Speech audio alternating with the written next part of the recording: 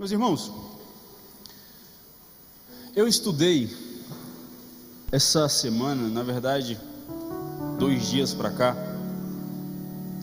e eu estive pensando sobre algo que alcança a todos nós, que é muitas vezes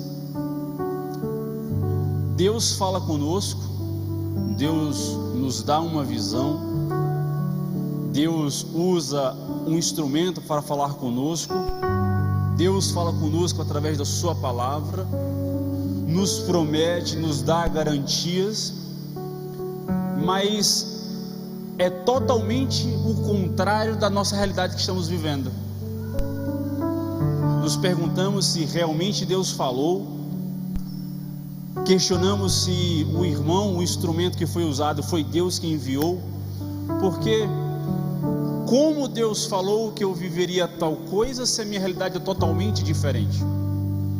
Deus me prometeu, me disse, falou comigo que eu teria bons momentos, uma boa vida, uma vida tranquila, uma vida pacífica, uma vida cristã deitada em verdes pastos, mas a minha realidade é de tribulação, de problemas, totalmente o contrário da minha visão. Deus falou comigo, e nós seres humanos somos seres humanos totalmente visuais. Eu e você temos a prática, é característica do ser humano, em sermos visuais. Como assim? Nós projetamos aquilo que queremos que aconteça, nós projetamos situações, nós projetamos conversas, nós projetamos projetos, e a nossa frustração está justamente no fato em aquilo que nós projetamos em nossa mente visualmente não tem nada a ver com a realidade que estamos vivendo na prática. Deus fala que você terá uma vida boa e você projeta, baseado na sua característica de vida boa, uma vida boa.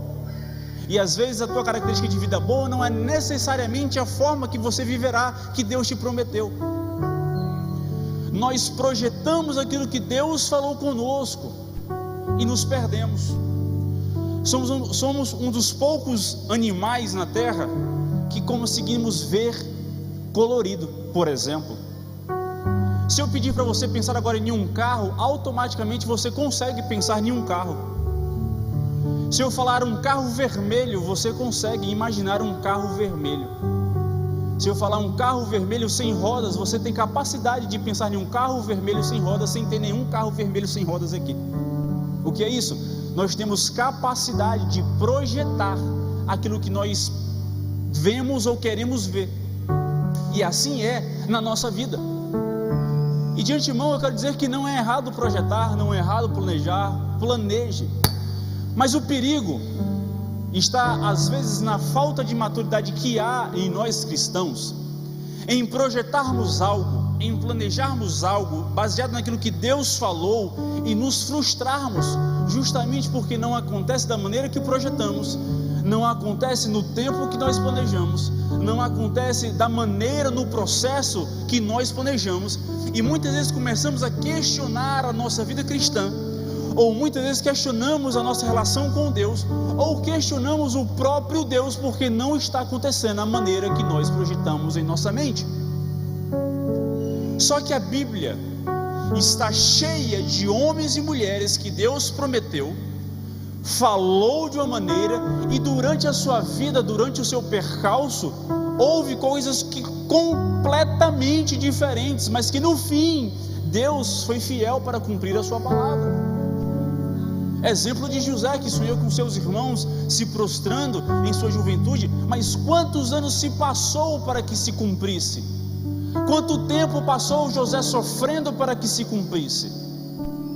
Existia, o próprio Jesus era o Messias, haveria um tempo de ser ressuscitado, de se provar, de morrer, pagar o preço, mas ele passou por um processo. Davi foi ungido rei 3 vezes, mas ele não acelerou o processo, ele passou o processo assim como Deus queria que ele vivesse, e assim nós devemos compreender que existe um tempo, e que acontecerá segundo a vontade de Deus, porque Deus, Ele não é um instrumento nosso que faz aquilo que nós planejamos e projetamos. Deus não é um serviçal, Deus não é um garçom, Deus não nos serve. Deus, Ele é Deus, e pela sua benignidade e graça nós temos o privilégio de viver em sua presença e viver o seu plano. Portanto, devemos ter maturidade, cuidado e compreendermos que às vezes a nossa realidade nem sempre é literalmente igual à nossa visão, mas isso não indica que aquilo que Deus prometeu através dos seus instrumentos, da sua palavra, não irá se cumprir em nossa vida. Amém? Abra comigo sua Bíblia no livro de Atos, capítulo 16. Atos 16.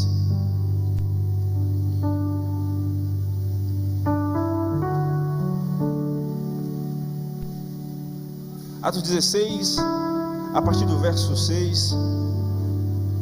A gente vai ler só um pedaço agora, mas ao longo do sermão nós estaremos lendo esse texto, então mantenha a sua Bíblia aberta. Nós leremos agora em Atos 16, do verso 6 ao verso 12. Amém? Todos acharam? Diz assim a palavra: passando pela Frígia e pela província da Galácia, foram impedidos pelo Espírito Santo de pregar a palavra na Ásia. Impedidos por quem? Quando chegaram a Mísia, tentavam ir para Bítinia, mas o Espírito de Jesus não lhes permitiu. Quem? Tendo passado pela Mísia, desceram a Troade. Paulo teve de noite uma visão em que apareceu um homem. Quem? Um homem da Macedônia, que lhe pedia: passa a Macedônia e ajuda-nos. Logo depois dessa visão, procuramos partir para a Macedônia, concluindo que o Senhor nos chamava para lhes anunciarmos o Evangelho. Navegando de Troade, fomos diretamente para a Samotrácia e no dia seguinte para Nápoles. Dali para Filipos, a cidade mais importante dessa região da Macedônia e colônia romana. Permanecemos alguns dias nessa cidade. Podeis assentar. Veja só, Paulo, ele estava seguindo para o leste, para a Ásia. O planejamento de Paulo era pregar o Evangelho, levar o Evangelho ao povo da Ásia. Paulo não estava sozinho nessa viagem, estava acompanhado de Silas, Timóteo e o escritor de Atos, Lucas. Ele estava com esse grupo de pessoas e não se sabe se havia mais alguém, mas havia com ele esse grupo. E o Espírito de Jesus, ou Espírito Santo, sinônimos, impede de Paulo ir para o leste. Não necessariamente a Bíblia retrata a forma que foi impedido de Paulo ir, mas Paulo foi impedido pelo Espírito Santo. E não somente uma vez, mas pelo menos duas vezes Paulo foi impedido de atravessar para a Ásia. Não se sabe se pelo clima, se diretamente Deus, o Espírito Santo, falou com ele, ou se houve circunstâncias de problemas, mas sabe-se que Paulo foi impedido. Interessante pensar que se fossem problemas cotidianos, não há nada que pararia Paulo a ir pregar o Evangelho. Nada impediria Paulo de prosseguir, de pregar o Evangelho do Reino. Mas Paulo teve discernimento de compreender que o Espírito Santo estava falando com ele, que ele não deveria ir para o leste, mas para o oeste. É onde Paulo entende que muitas vezes o não de Deus é não. E às vezes um bom motivo Paulo tinha de ir pregar o Evangelho, o melhor motivo que existe. Paulo tinha humildade e consciência de que ele queria pregar o Evangelho àquele povo, mas o próprio Deus disse não, vai para o oeste, vai para a Macedônia. E Paulo imediatamente entendeu o direcionamento de Deus. Já aqui eu falo com você sobre como é que entendemos o não de Deus muitas vezes. Muitas vezes nós temos planejamentos nós temos planos, nós temos algo programado em nossa mente, em planilha, o passo a passo de como deve ser feito, mas Deus diz não, e muitas vezes nós nos irritamos porque não sabemos qual será o próximo passo, porque aquilo que eu queria foi impedido. Só que Paulo tinha intimidade, Paulo tinha relacionamento de compreender a direção de Deus. Paulo tinha discernimento de compreender que eu quero pregar o evangelho para lá, mas o Deus do evangelho me diz para ir para o outro lado. Interessante pensar que Paulo compreendeu isso e ele não pestanejou, ele não perguntou se realmente era isso, ele não perguntou se realmente era essa direção, ele não ficou perguntando, admoestando, argumentando, perguntando o porquê da mudança. Paulo simplesmente entendeu e logo após se levantou e mudou de direção. Aqui nós vemos já de cara que Deus dá uma visão a Paulo, um homem da Macedônia, que aparece para Paulo dizendo: ajuda-nos, passa a Macedônia. E aqui eu quero falar com você que automaticamente Paulo imaginou o quê? Um homem da Macedônia rogando por ajuda, pedindo por ajuda. Paulo imaginou, talvez, e eu quero pensar com você, que ele seria bem recebido na Macedônia, seria recebido por um povo que precisava de ajuda. Interessante que quando Paulo escuta a voz de Deus, Paulo compreende diretamente a voz de Deus, porque só Deus tem capacidade de ouvir e falar no ouvido de Paulo. Muitas vezes eu e você, como cristãos, não identificamos a voz de Deus justamente porque tem vozes demais ao nosso redor. A gente escuta os nossos colegas, nós escutamos nossos amigos, nós escutamos a nossa família, nós escutamos nossos inimigos, nós escutamos o nosso ambiente, nós escutamos a nossa cultura, nós escutamos os políticos, nós escutamos nossos líderes, nós escutamos os pastores, mas não escutamos a voz de Deus. Não digo que você não deve escutar, mas priorizo que você deve escutar a voz de Deus, para que você não se confunda em seu caminhar.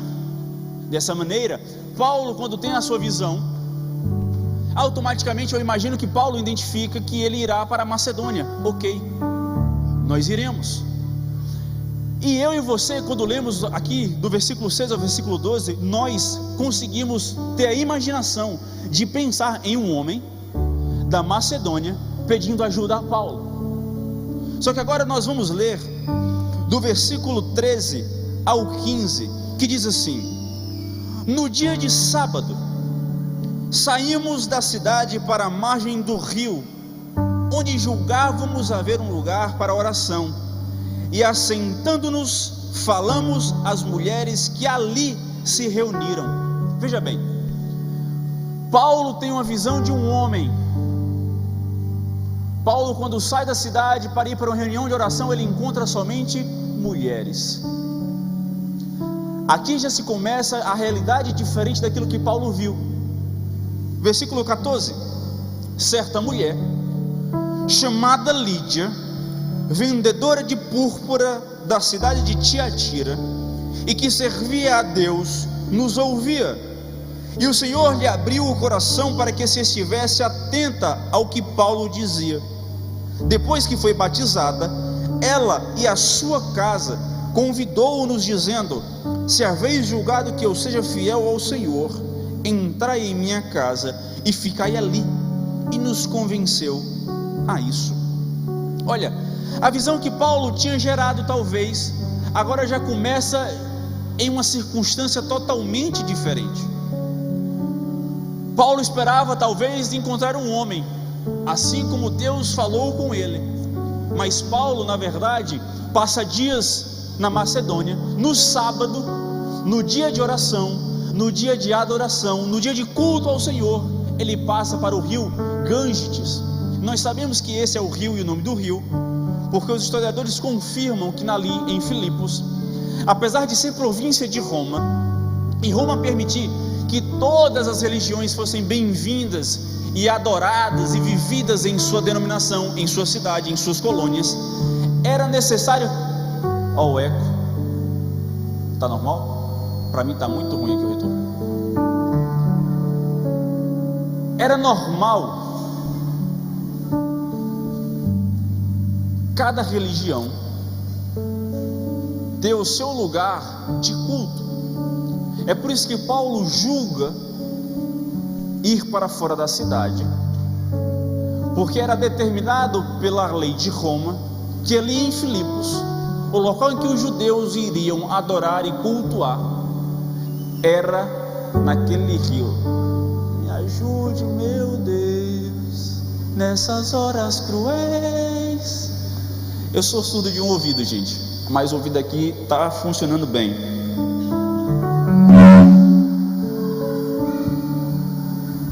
Amém. Glória a Deus. Aleluia. Louvado seja o Senhor. Dá não. Vamos mudar de microfone, irmão Sérgio.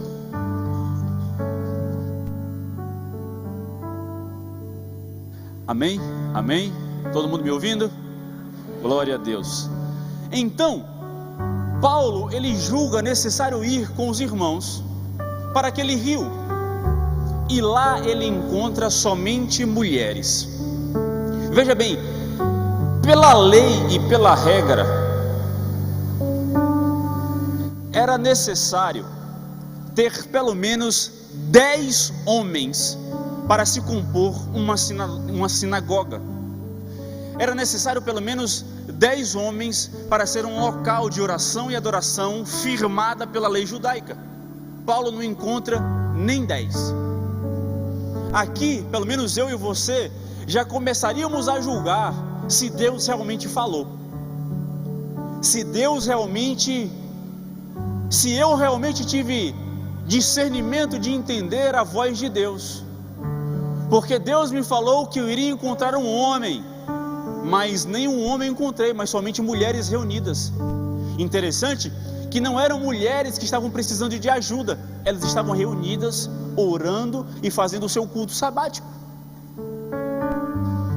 Paulo já poderia questionar a visão. Diferente de nós, ou de muitos de nós, Paulo tem um discernimento que ele deve se apegar ao Deus da visão, e não somente à visão, ou não se apegar àquilo que é projetado através daquilo que ele viu ou ouviu da parte do Senhor. Ele se compromete e naquele lugar ele começa a ensinar aquelas mulheres. Então, uma mulher chamada Lídia, vendedora de púrpura da cidade de Tiatira, e que lhe servia a Deus, nos ouvia. E o Senhor lhe abriu o coração para que estivesse atenta ao que Paulo dizia.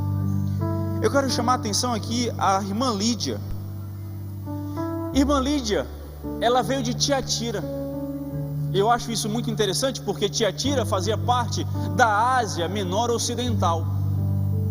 Paulo, ele é impedido de ir para a Ásia.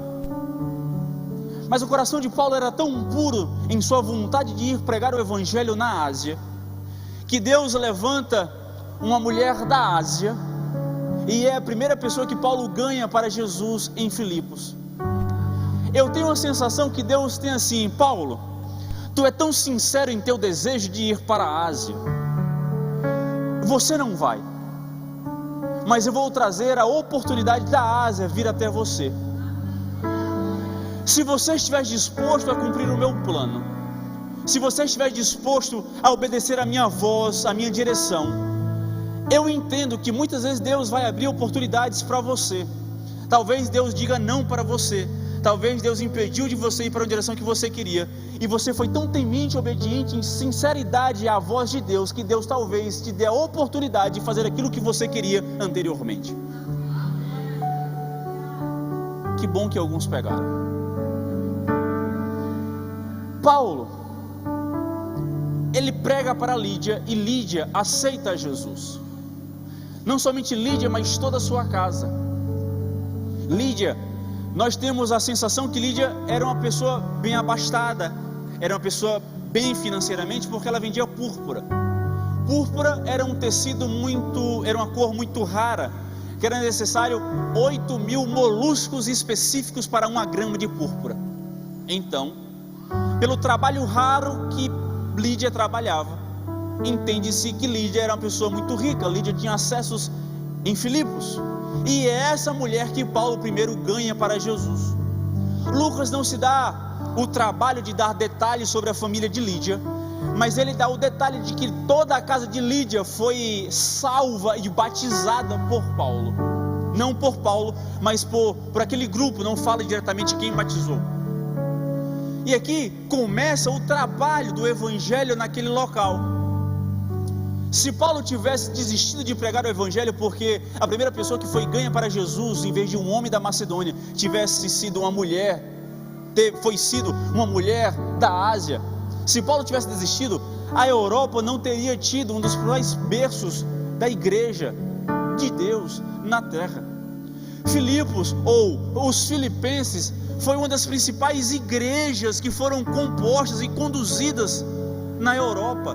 É através dessa igreja que o evangelho agora se expande por toda a Europa e chega até nós. Imagina se Paulo tivesse desistido, porque a realidade em que ele está vivendo não é igual à visão que Deus mostrou a ele. O problema é que nossa vida, nós estamos julgando demais aquilo que Deus nos mostrou, em vez de sermos fiéis ao Deus que nos mostrou. A realidade, talvez, todas as vezes tende a ser diferente daquilo que nós projetamos. Por quê? Porque adivinhos na Bíblia diz que não herdarão o reino dos céus. Portanto, não cabe a nós vermos um futuro, não cabe a nós projetarmos e vivermos literalmente aquilo que nós desejamos, mas cabe a nós sermos fiéis ao Senhor e à sua palavra. A minha palavra essa noite talvez seja de conforto para muitos que estão aqui vivendo algo totalmente diferente daquilo que Deus te prometeu. E o fato de ser diferente não é porque você está em desobediência, não é porque você está vivendo em pecado, não é porque você está totalmente contrário à vontade de Deus. Talvez seja literalmente você vivendo a vontade de Deus, e o conforto deve ser esse. A nossa missão deve ser necessariamente compreender a direção de Deus. Quando Deus diz não, quando Deus diz sim, quando Deus disse vai, quando Deus diz volta, quando Deus para, quando Deus diz agora prossegue, quando Deus diz assim, rompe com essa pessoa, separa desse amigo, sai desse emprego. É só ouvir e seguir em paz. A gente tem a compreensão de ler o Salmo 23, deitar-me em verdes pastos, em águas tranquilas. Parece que a gente para aí, ó. A gente esquece que tem os vales, né? A gente esquece que tem a vara, a gente esquece que tem o cajado, a gente esquece que tem os momentos ruins. E aí, vida cristã não é mais especial na terra. A vida cristã não é que ela vai te proporcionar coisas na terra literalmente diferentes daqueles que estão no mundo, porque o sol é quente na cabeça de todo mundo. Se você é trabalhador, uma pessoa boa, você vai colher dos frutos, porque a palavra é simples e diz que você colherá dos frutos do seu trabalho. Mas se você é preguiçoso e quer colher, isso não funciona. Entende? Portanto, uma pessoa do mundo que trabalha e honra o seu trabalho, ela vai colher também. Então não julga o fruto do outro, colhe o teu. Porque quem colhe dos outros é ladrão, não é homem de Deus não. Tá? Então, o nosso trabalho está justamente em compreender que a vida cristã não é necessariamente verdes pastos e águas tranquilas, mas é compreender que durante o passo todo nós estamos caminhando para o céu, para a eternidade. A Bíblia diz que no mundo terás aflições, tem de bom ânimo, porque eu venci o mundo. No mundo nós sofreremos, no mundo nós padeceremos, no mundo nós viveremos situações difíceis, no mundo nós viveremos situações complicadas, no mundo nós viveremos separações, no mundo nós passaremos fome, calamidades, doenças, sofrimentos, rompimentos que nos machucam, que nos dilaceram, mas viveremos, e nós deixamos de ser especiais. Não é por isso, é porque somos filhos e filhas de Deus.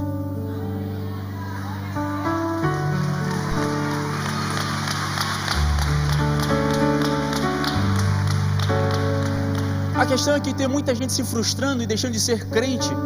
Eu não concordo com a expressão deixando de ser crente. Para mim, quem deixa de ser crente nunca foi. Mas vamos falar agora aqui abertamente. Quem tem a tradição de deixar de ser crente é porque não compreendeu o que é a vida cristã.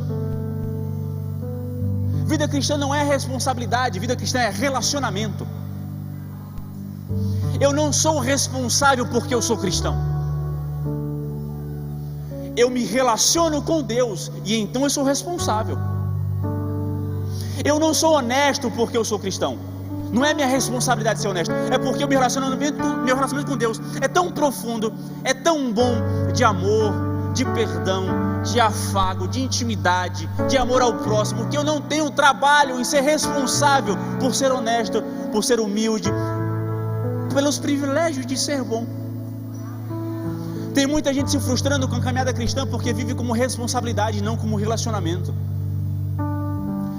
Nós iremos viver novos níveis de intimidade com Deus quando vivermos com Ele relacionamento em vez de responsabilidade.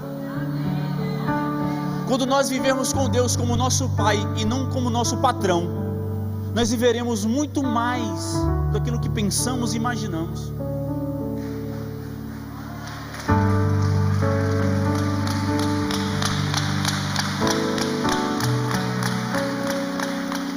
Veja, Paulo, no final do versículo 12, diz: permanecemos alguns dias nessa cidade. Paulo já estava alguns dias sem resultado. Não se fala que Paulo pregou para alguém, não se fala se Paulo alcançou alguém, mas a Bíblia fala claramente que Lídia foi alcançada e batizada junto com a sua casa. Então Paulo alguns dias viveu sem resultado, o que não gerou frustração na vida de Paulo. Paulo não ficou depressivo, Paulo não ficou frustrado, Paulo não ficou prostrado no chão triste porque não teve resultado nos primeiros dias. Diferente de nós que queremos que Deus prometeu ontem, que se cumpra ontem, que vivemos ontem, que a gente suba ontem, porque hoje não dá, hoje já está atrasado, tem que ser ontem. O hoje já é atrasado para alguns de nós, tem que ser tudo ontem. Paulo, ele vive, ele prega, ele planeja, ele prossegue segundo a visão de Deus e não tem resultados nos primeiros dias. Mas uma mulher, Lídia, foi alcançada, com ela e toda a sua casa. Amém? Portanto, se Deus te prometeu uma direção, se Deus te mostrou algo claramente, não se apega literalmente àquilo que você está projetando sobre aquilo que Deus te mostrou. Se apegue ao fato de que Deus falou com você e Ele é fiel para cumprir.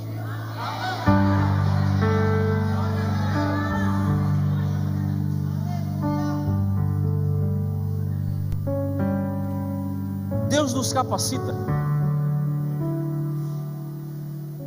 para gerar através do pouco que temos. Como assim? Paulo, ele pegou o pouco que ele tinha, que era Lídia e sua casa, e foi para a casa deles ensinar, discipular. Paulo não falou assim: ó, eu estou esperando um homem da Macedônia, tipo assim, Lídia foi batizada, tá bom, segue o fluxo, segue a vida cristã é isso aí, agora vai embora, segue o fluxo. Não, Paulo, ele tirou um tempo para ensinar a Lídia, ele tirou um tempo para gerar na vida de Lídia frutos. Agora, às vezes nós menosprezamos o pouco que temos em nossa mão. Nós dizemos que é ruim, nós dizemos que não é o suficiente, nós dizemos que não é a vontade de Deus. Porque é pouco não se gera nada, porque é pouco não acontece nada, quando na verdade talvez o pouco que você tem na mão é justamente a semente que Deus quer lançar na terra para nascer algo. Entenda que através do pouco que é a sua casa, a sua família é a menor célula da sociedade. Menor que isso é um indivíduo sozinho, e sozinho não é sociedade, sozinho não é família, sozinho é unidade, tá? Portanto, Lídia e sua casa, a partir daquela família, a partir daquela decisão, o evangelho começa a ser pregado e gerar frutos em Filipos. O resultado que nós queremos em Feira de Santana não necessariamente começará daqui. Entenda que o evangelho que deve ser pregado em sua casa, em sua família, em seu trabalho, em sua escola, no seu serviço, nessa cidade, porque em nome de Jesus nós profetizamos como cidadãos de Feira de Santana que essa cidade perderá a fama de roubo, de perigo, de gente enrolada, de gente fracassada, em nome de Jesus. Mas essas mudanças começam não é aqui, começa em sua casa. Eu e você somos feirenses, então não devemos ser ladrões, roubadores, enganadores, manipuladores, mas sermos missionários enviados de Deus na terra, nessa cidade. É comum a gente falar feirense e conferência. Rapaz, feira é perigosa, né? Feira não presta. Repreende essa palavra. Feira é de Jesus. Amém? Está uma confusão aí. Feira é do Senhor. Vamos começar a viver o evangelho através da nossa casa, porque a nossa casa tem potencial de mudar. Se cada casa for mudada pelo evangelho, a cidade inteira será mudada pelo evangelho. A gente escuta aqui toda palavra, toda terça-feira, todo domingo, profetiza sobre o teu vizinho, profetiza sobre a tua casa, profetiza sobre o teu trabalho. E gente, isso não é jargão. Não é jargão, não é frase de efeito, não é oração à toa. Quando a gente fala profetiza sobre os teus vizinhos, profetiza sobre o teu trabalho, profetiza sobre os teus filhos, profetiza sobre os teus... É literalmente profetizar em nome do Senhor Jesus, que a nossa casa, que a nossa família, que os nossos filhos pertencem ao Senhor Jesus. No versículo 16 ao 18, fala: indo nós ao local de oração, saiu-nos ao encontro uma jovem que tinha um espírito de adivinhação, a qual, adivinhando, dava grande lucro aos seus senhores. Ela, seguindo a Paulo e a nós, clamava dizendo: estes homens que nos anunciam o caminho da salvação são servos do Deus Altíssimo. É uma endemoniada, gente, tá? Glória a Deus, mas é uma endemoniada ainda. Versículo 18: e isso fez ela por muitos dias. Paulo, porém, incomodado, voltou-se e disse ao Espírito: em nome de Jesus Cristo, ordeno-te que saias dela. E na mesma hora saiu.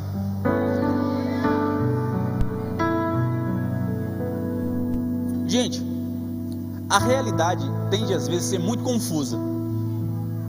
Você já teve a sensação de que está tudo confuso? Está tudo embaralhado, está tudo tipo assim, sem pé e sem cabeça, sem direção, sem, sabe, não sai nada, está diferente, a realidade está assim. Quem aqui já sentiu isso? Glória a Deus que são poucas, glória ao Senhor. Paulo viu um homem em sua visão, pedindo ajuda. Ele encontra mulheres, uma mulher da Ásia é salva, e agora, a caminho do culto de oração, uma endemoniada aparece para atrapalhar a vida de Paulo. Quando Satanás vê que frutos estão sendo gerados através da minha vida e da sua vida, ele vai tentar interromper. Paulo estava indo para a igreja, Paulo estava indo para o culto, Paulo estava indo para o local de oração, e uma demoniada apareceu no meio do caminho, que tinha um espírito de adivinhação, e começou a proclamar: estes homens que proclamam a salvação, eles são servos do Deus Altíssimo. Ela mentiu, mas nem a verdade saindo da boca de Satanás serve para você. A verdade que sai da boca de Satanás não serve para você. A endemoniada está dizendo: eles estão proclamando o evangelho da salvação. Está dizendo, o evangelho deles salva. E esses homens são servos do Deus Altíssimo. eles estão literalmente na verdade, mas que vem da boca de Satanás, de um espírito maligno. Então, irmão, minha irmã, não se baseie na verdade que vem da boca do diabo. Por mais bom que seja, por mais real que seja, por mais certeza que seja sobre o que você esteja fazendo, repreenda. Quando frutos são gerados através da sua vida, Satanás vai tentar muitas vezes te falar a verdade, mas para te atrapalhar, não para te ajudar. Satanás não ajuda ninguém, gente. O diabo não ajuda ninguém. É bonito, é belo, parece bom, mas te leva para o inferno, tá? O caminho é belo, o caminho não tem curvas acentuadas, o caminho é silencioso, mas quando você vai pelo caminho de Satanás, o final não é o céu, é o inferno. Mas Jones está falando a verdade. Ainda assim, tem discernimento para compreender que mesmo a verdade pode ser dita por bocas que não vêm de Deus. Paulo teve discernimento para compreender que ele era um espírito maligno. Agora, quantos de nós não temos o discernimento de compreender que é o diabo falando com a gente? Mas Jones, é a verdade. E se for o diabo falando?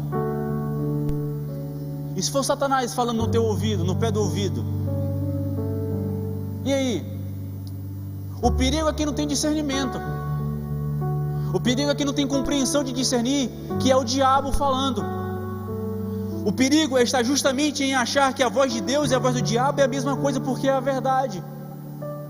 E a questão, irmãos, não é necessariamente a verdade ou necessariamente a mentira, mas na verdade é de quem sai aquilo que está sendo dito, a direção que está sendo dada, a direção que está sendo tomada, da onde provém a direção que você está tomando em sua vida. Às vezes parece bom, e às vezes é bom, como a gente acabou de falar.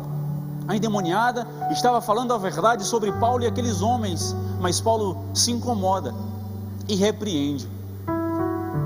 Quando eu digo que a realidade tende a ser confusa, é justamente porque Paulo talvez não esperasse lidar com endemoniados. Paulo vê um homem que pede ajuda, não uma mulher endemoniada atrapalhando o seu caminho. Aqui de novo nós começamos a julgar se nós ouvimos a voz de Deus.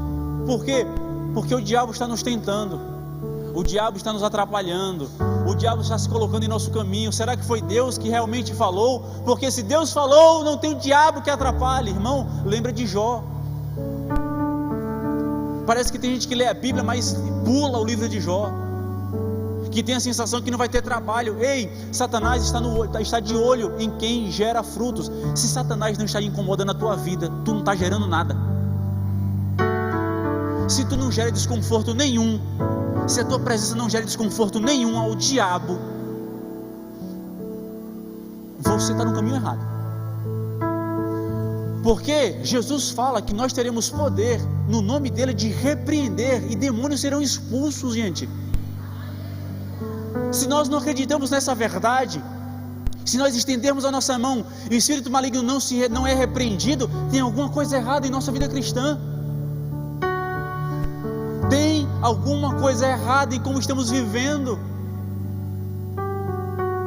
Tem.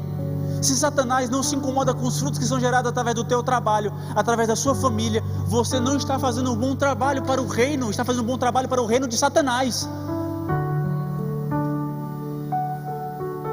Porque Satanás, gente, está o tempo inteiro olhando pela fechadura da porta, querendo entrar em tua casa. E se ele não está de olho em você, é porque a porta já abriu e ele entrou faz tempo.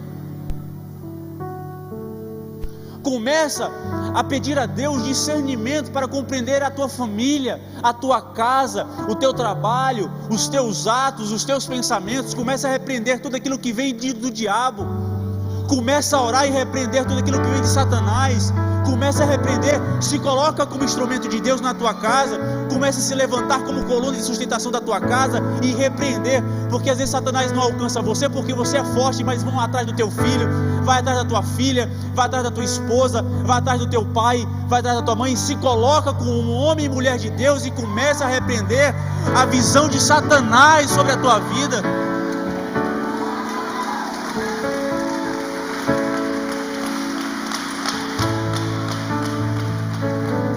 Não espere chamar um pastor para repreender um demônio em sua casa. Se levante como sacerdote, se levante como autoridade, estenda sua mão e repreenda, porque em Cristo Jesus nós temos poder para isso. Não permita que Satanás entre em sua casa, repreenda. Coloca a mão sobre o teu filho, sobre a tua filha, sobre o teu marido, sobre tua esposa. Ah, meu marido não acredita em Deus, meu marido não é crente, minha esposa não acredita. Em seu coração, porque o que importa é Deus ouvir. Repreende. Mas se você não tiver a oportunidade de repreender Satanás contra a sua família, é porque provavelmente você está trabalhando do lado dele. Às vezes não é consciente, às vezes é de forma inconsciente. O que eu estou falando aqui essa noite é que você tenha consciência do que você está vivendo, como está vivendo, por que está vivendo e a quem você está servindo. Porque não pode um homem e uma mulher servir a dois senhores, ou é a Deus. Devemos ter compreensão da nossa vida. Não estava nem no sermão aqui o que eu estou falando, mas eu tenho lido, eu tenho estudado, eu tenho pesquisado, eu tenho tentado entender, e a sensação que eu tenho é que às vezes eu não sou crente, eu estou vivendo errado. A sensação que eu tenho, eu estou vivendo no automático, bota e vai, só vai, vou para o céu, tá, mas é a vida cristã, e os frutos do Espírito, e os frutos do reino, e a expansão do reino, tudo isso deve ser gerado através da nossa vida. Tem muita gente que está perdendo tempo, muito focado naquilo que Deus prometeu, em vez de viver o que Deus prometeu. Meus irmãos, minhas irmãs, vamos viver uma vida pautada em Cristo. Vamos seguir, vamos voltar. A gente tem que ser grato pela nossa realidade. Tem muita gente que mais gasta o tempo sendo ingrato pelo que não tem, do que sendo grato pelo que tem.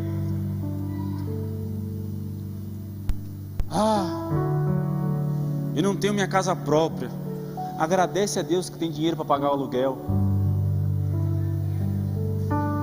Pior é se não tivesse nenhum dinheiro para pagar aluguel, o inquilino tivesse aí cobrando.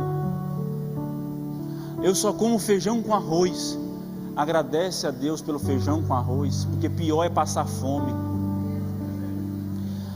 Eu repito o sapato, repito a calça, repito a blusa, nunca tenho roupa. Agradece a Deus pela roupa que tu tem. Vamos engrossar o caldo mais um pouquinho. A mulher de fulano é tão abençoada. Para de olhar para a mulher de fulano e começa a agradecer a Deus pela tua esposa. A mulher de fulano é perfeita, o marido de fulano trata ela desse jeito. Começa a estender a mão para o teu marido e pede a Deus que ele mude tu também, porque às vezes ele não te trata porque tu também é ruim. Os filhos de fulano são ótimos. Se os teus não são, é porque tu criou de forma ruim.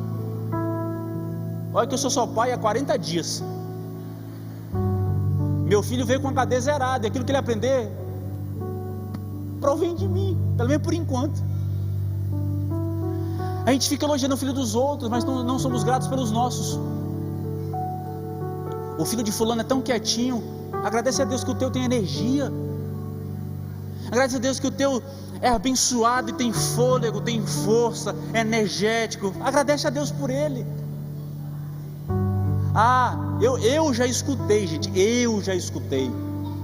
O cabelo do filho de fulano é liso e o meu filho não é.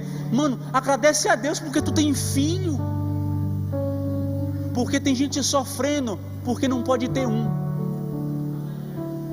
Tem gente que sofre a vida inteira porque por algum motivo do destino não pode ter. E tu está reclamando do que tu tem. O que eu pensei agora eu não vou falar. Amém. mas vamos colocar em prática, sermos gratos pelo que nós temos. Por quê? Porque um cristão, gente, de verdade, ele é grato. Ele é grato pela noite que se passou, ele é grato pelo prato de comida que tem na mesa, ele é grato pela família que ele tem, ele é grato pelo privilégio de existir. Seja grato, seja grato. Está faltando? Pede ao Pai, mas não fica reclamando ao Pai não, porque não tem. Porque Paulo podia estar reclamando, porque o Senhor me mandou um endemoniado em vez de mandar um homem que eu deveria pregar. Paulo não fica reclamando, Paulo simplesmente, ele é grato, ele vive. Paulo sabe o que é passar fome, Paulo sabe o que é banquete, Paulo sabe o que é dormir bem, Paulo sabe o que é não dormir porque não tem onde dormir, Paulo sabe o que é viajar bem, Paulo sabe o que é naufrágio, Paulo sabe, e Paulo viveu sendo grato a Deus pelas oportunidades. Paulo foi o único homem que teve a audácia de dizer: sedes meus imitadores como eu sou de Cristo. Mas Paulo dizer isso, ele foi fera, velho. Paulo dizia assim, ó: se vocês não conseguem imitar a Jesus, me imita, porque eu sou imitador perfeito. Se você não compreende seguir, faz o que Paulo fez. Seja grato, seja grata. Está difícil, seja grato pelo privilégio de passar uma oportunidade difícil. Está ruim, seja grato pela dificuldade. Está complicado, seja grato pela complicação. Talvez você comece a encurtar a parte ruim porque você está sendo grato. Vamos seguir. Versículo 19 ao 21 diz assim: vendo os senhores da jovem que a esperança do seu lucro estava perdida, prenderam Paulo e Silas e os levaram à praça na presença das autoridades. Apresentando as autoridades, disseram: estes homens, sendo judeus, perturbaram a nossa cidade e nos pregam costumes que não nos é permitido receber nem praticar, visto que somos romanos. Veja, talvez Paulo tivesse imaginado que ia ser bem recebido por um homem da Macedônia que estivesse pedindo ajuda. Paulo está sendo arrastado por homens da Macedônia para ser preso. Totalmente diferente do que Paulo viu. E você aí reclamando que está vivendo algo diferente daquilo que Deus te falou. Paulo está sendo preso para ser espancado e açoitado, julgado por algo que não fez. Veja bem, esses homens aqui não estão julgando Paulo porque ele tirou a fonte de lucro, que era a mulher que adivinhava. Paulo está sendo julgado porque é judeu. A acusação de Paulo, que Paulo está sendo julgado, é totalmente diferente. Paulo está sendo julgado porque é judeu e ele tinha nacionalidade romana, por isso não podia ser julgado pelo motivo pelo qual ele estava sendo preso. Ele também está sendo julgado porque está pregando costumes, em outra palavra, religião, que é o mesmo sinônimo para aquela época, que os romanos não podem viver. Mas Paulo é romano, vivendo esses costumes. Paulo não poderia ser julgado por isso. E Paulo está sendo arrastado para o meio da cidade para ser julgado, e espancado, e açoitado. E veja, naquela época não havia distinção entre os judeus e os cristãos. Para os romanos era a mesma coisa. Existia uma regra, a regra de... esqueci o nome da lei, Poison, um negócio desse. Posso confirmar depois e trazer com firmeza, li hoje. Que pregava que em Roma você poderia exercer sua religião, mas você não poderia converter os romanos para essa religião. Por quê? Porque o que Paulo fez de expulsar o demônio daquela moça não podia ser julgado. Mas o problema é que provavelmente aquela moça tenha sido alcançada pelo evangelho de Paulo, pelo evangelho que Paulo pregava. Então eles estão dizendo assim, ó: Paulo, esses aí estão gerando confusão em nosso meio e está trazendo costumes que nós romanos não podemos viver. A influência de Paulo naquela região está sendo tão grande que Paulo está começando a mudar os costumes daquela cidade. O evangelho que Paulo está pregando é tão poderoso, Paulo é tão fiel e leal à visão que Deus deu a ele, que a pregação do evangelho está começando a influenciar aquela cidade. Os frutos já estão começando, os frutos já estão sendo gerados. Ei, esses homens estão gerando confusão em nosso meio. Isso indica que o evangelho já estava mudando a característica do estilo de vida daquelas pessoas. Aqui eu trago uma coisa para você: se você se diz cristão, mas seu estilo de vida é mundano, desculpa, tem alguma coisa errada. Eu não vejo cabimento em sermos cristãos, mas o nosso estilo de vida é totalmente mundano. Jones, o que é mundano? Não vou falar de usos e costumes, porque isso vai da consciência de cada um, e quem é transformado pelo Espírito Santo tem consciência. Mas o que eu quero falar são pessoas que se dizem cristãos, mas não perdoam. Se dizem cristãos, mas são hipócritas. Se dizem cristãos, mas manipulam. Não, cristão não é isso. A vida cristã é colocar essas coisas que provêm de Deus em prática, inclusive para aqueles que te perseguem. Veja que Paulo, ele não reage à acusação. Paulo poderia gritar e dizer assim: ei, eu sou romano, não posso ser julgado. Paulo poderia ter dito isso. Não, ele ficou calado. E pior, a multidão começa a se chegar e começa a julgar eles. O magistrado perde a força, perde o controle, diz assim: ó, açoita e prende. Cidadão romano não poderia ser açoitado, a não ser que fosse provado literalmente o crime. E Paulo, diferente daquilo que ele viu, diferente daquela visão que Deus deu a ele, que viu um homem da Macedônia pedindo ajuda: vem, passa a Macedônia. Agora Paulo está sendo preso, julgado pelo que não cometeu e açoitado, espancado pela multidão, pelos seguranças da época, pelos soldados romanos. Paulo está sendo espancado, totalmente diferente daquilo que ele viu. Quantas vezes nós vivemos açoites, espancamentos em nossa vida, e nós estamos julgando que não é a vontade de Deus, mas é justamente a vontade de Deus sendo cumprida. Às vezes o que você está sofrendo é justamente a vontade de Deus. Às vezes a dor que está sendo afligida talvez seja a vontade de Deus.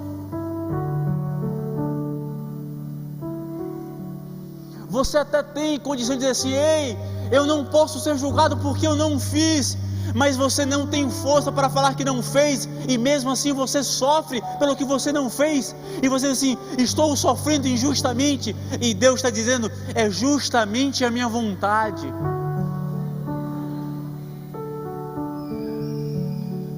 Precisamos ter discernimento para compreender a vontade de Deus. Precisamos ter discernimento para compreender a direção de Deus em nossa vida. Paulo, agora no versículo 22 ao 24 diz: a multidão levantou-se unida contra eles, e as autoridades, rasgando-lhe as roupas, mandaram açoitá-los com varas.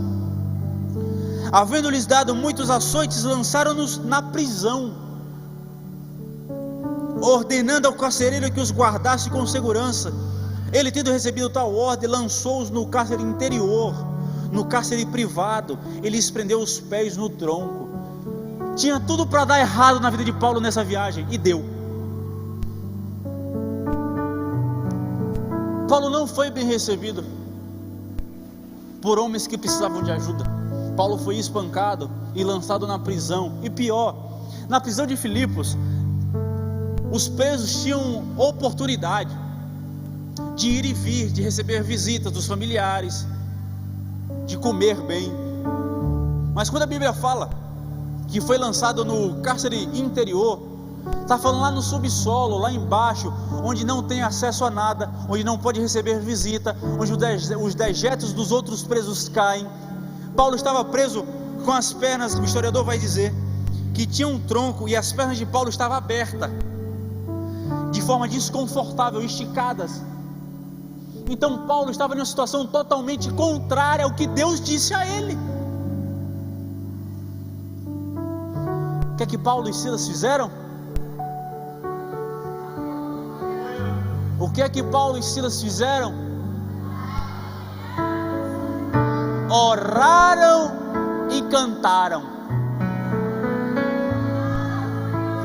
Veja, isso é totalmente confuso. Estou em uma situação que eu não mereço, preso injustamente, espancado até a morte, com fome, com frio, sangrando, preso num tronco, vivendo em situação totalmente desfavorável. Ei, eu queria ir para o leste, Deus, não queria vir para o oeste, não. Eu queria ir para um lugar que tinha tudo planejado, não para um lugar que eu não sabia o dia de amanhã. Deus, eu queria vir para um lugar que era confortável. Não. Paulo está nessa realidade, orando e cantando. Porque tem gente que está até na vontade de Deus, está até na presença dele, reclamando, enchendo a paciência de Deus. Paulo não reclama. Paulo ele ora, Paulo ele canta, ele adora, ele louva, ele presta louvor, Paulo estava prestando culto no rio, com a sua comunidade. Paulo estava na casa de Lídia, pregando e louvando. Agora Paulo está na prisão, fazendo a mesma coisa. A gente quer louvar e adorar a Deus só na igreja, porque é confortável, porque é bom, porque é propício, porque tem um louvor aqui que me diz o que cantar, porque tem um pregador que diz que lê o que lê na Bíblia. Assim é bom, mas ei, Paulo e Silas pregam, oram, cantam em lugares que não convém para um homem, mas mesmo assim eles não se contentam, porque todo lugar é lugar de adoração, todo lugar é lugar de oração, todo lugar é lugar de louvor, todo lugar é lugar de culto.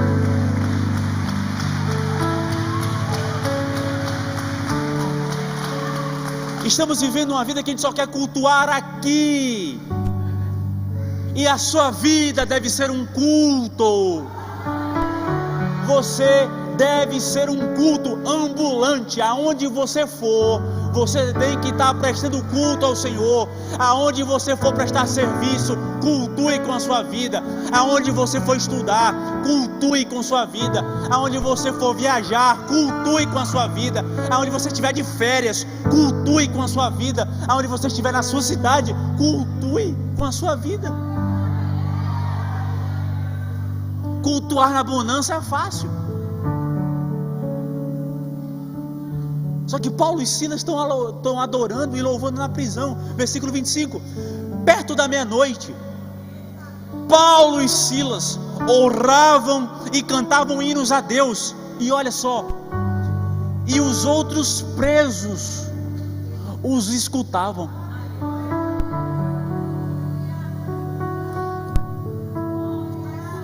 Pense comigo. Vamos trazer para nós aqui. Cantamos e louvamos hoje à noite e vamos para casa. Amanhã no serviço, amanhã na segunda-feira do nosso Deus, você passou por problemas. Você pode ter problemas amanhã, é uma realidade. Esteja preparado para elas.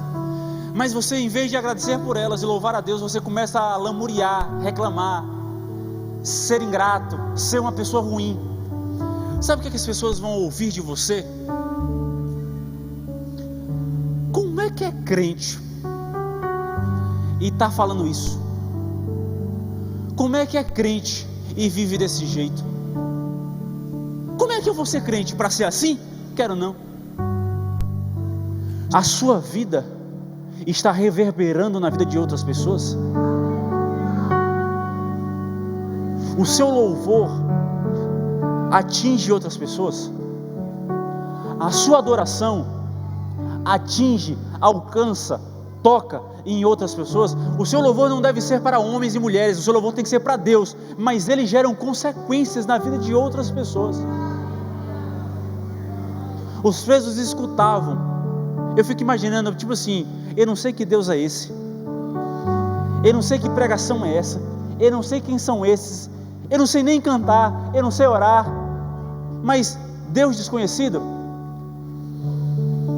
É isso aí. Eu fico imaginando a graça de Deus naquela prisão, a graça de Deus naquele local, começando a tomar a vida daqueles presos que estavam presos justamente, talvez também, presos que estavam na mesma situação de Paulo, que foram presos injustamente, mas agora o foco não está na prisão, está na adoração a Deus, está no foco em que eu tenho que entregar o melhor a Deus aonde eu estiver. Compreender que todo local é local de evangelizar, que todo local é local de culto, que todo local é local de estar na presença de Deus. Estar na presença de Deus não é estar limitado ao teu quarto, não está limitado à tua casa, não está limitado a essa igreja, está simplesmente limitado aonde você estiver. Aonde você estiver, você pode prestar culto ao Senhor. Quando eu falo de vida cristã, é justamente isso. É compreender que aonde formos, somos cristãos. Aonde, pelo amor de Deus, aonde você for, viva o cristianismo.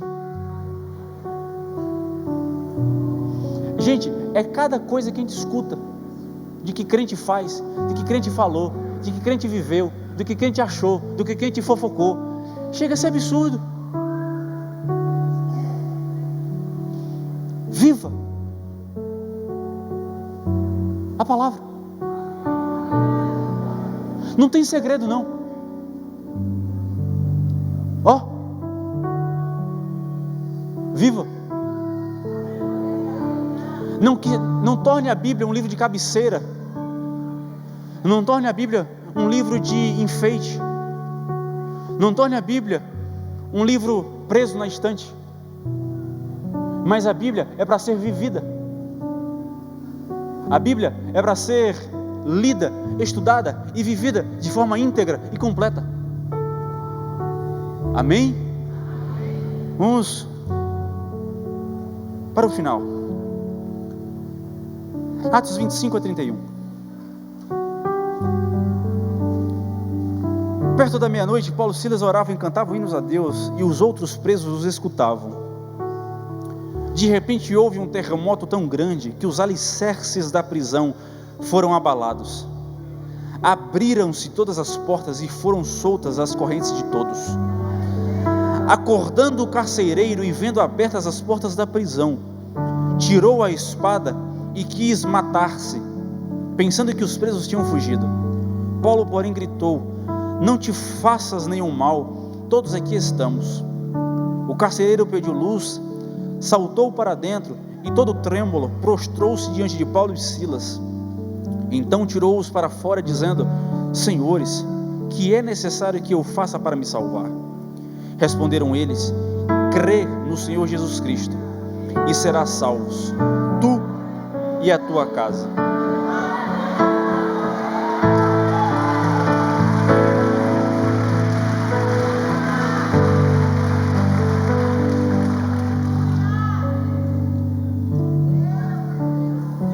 Aqui é tão incrível que às vezes a gente pula e acha que houve um terremoto, as portas se abriram e os presos fugiram. Não, os presos continuaram na prisão com as portas abertas.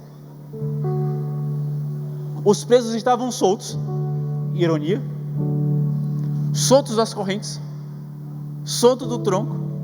O carcereiro tem tanto medo porque os presos fugiram, e agora eu vou ter que pagar com a minha vida pela vida que fugiram.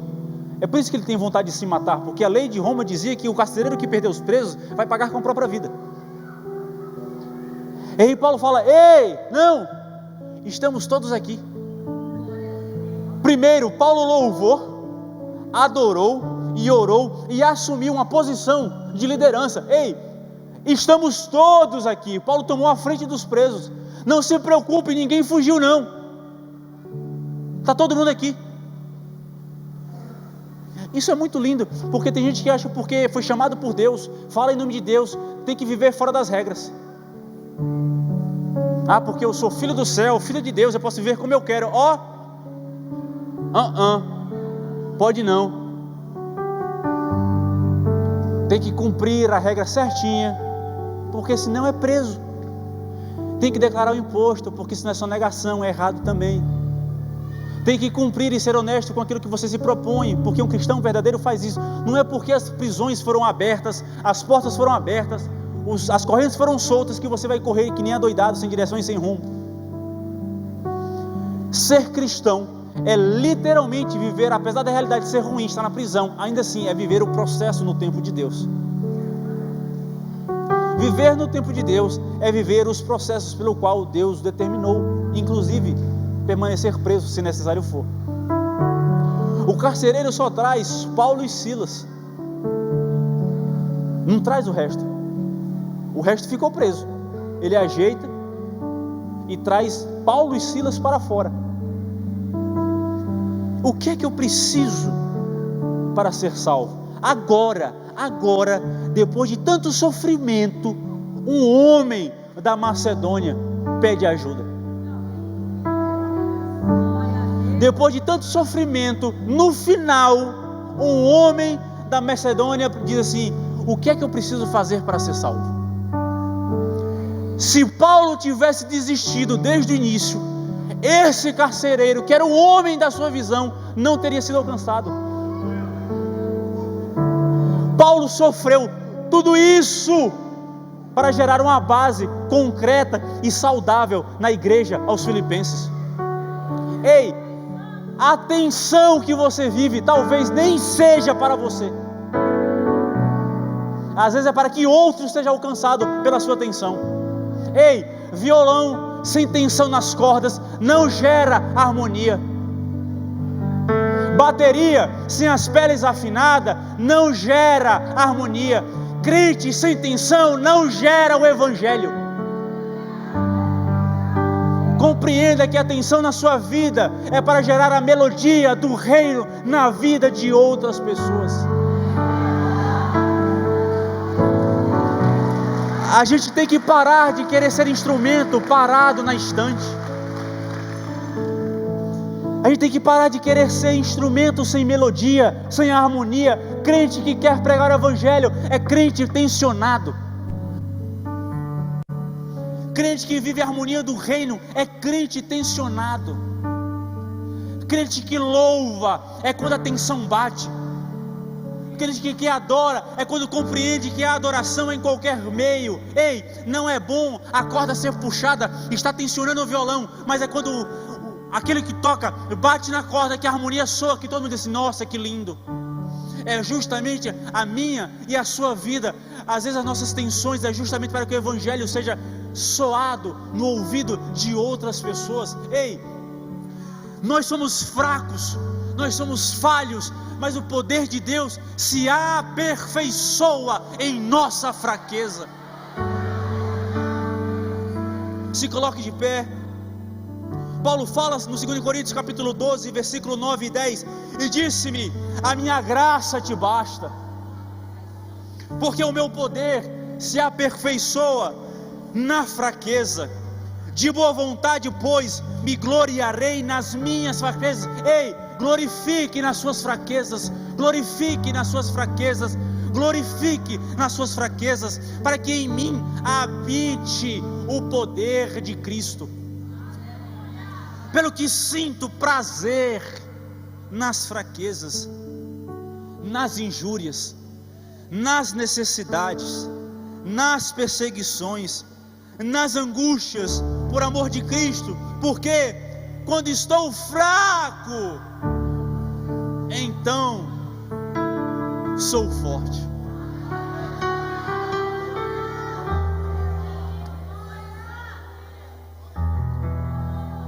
Aqui compreendemos que existem dois tipos de pessoas: aquelas que ouvem a Deus e vão servi-lo apesar da realidade, ou aquelas que a realidade não convém com a visão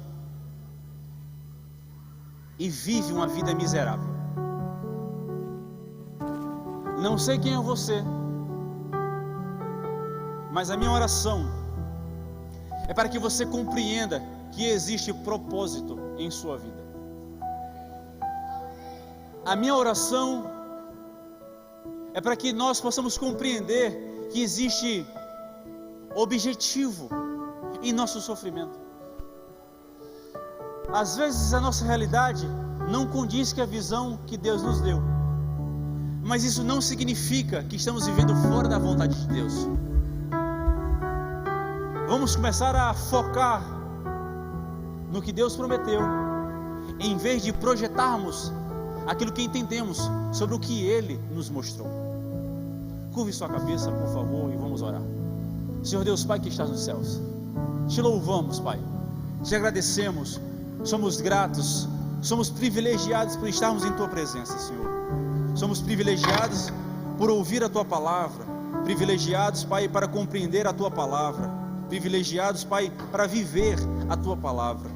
Nosso pedido, Pai, que nos permita te pedir, gera em nós um coração dependente, gera em nós um coração quebrantado diante de Ti, quebrantado no Teu altar, quebrantado em Tua presença, que possamos, Pai, nos tornarmos homens e mulheres segundo o Teu coração e o Teu propósito, compreendermos, Pai, que muitas vezes a realidade não vai literalmente ser como aquilo que foi nos mostrado, aquilo que nos foi falado, mas se compreendermos que foi o Senhor que falou, devemos ser fiéis. E assim, Pai, te pedimos, nos sustenta, porque somos falhos.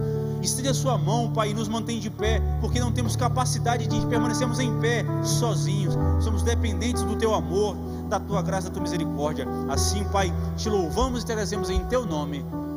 Amém.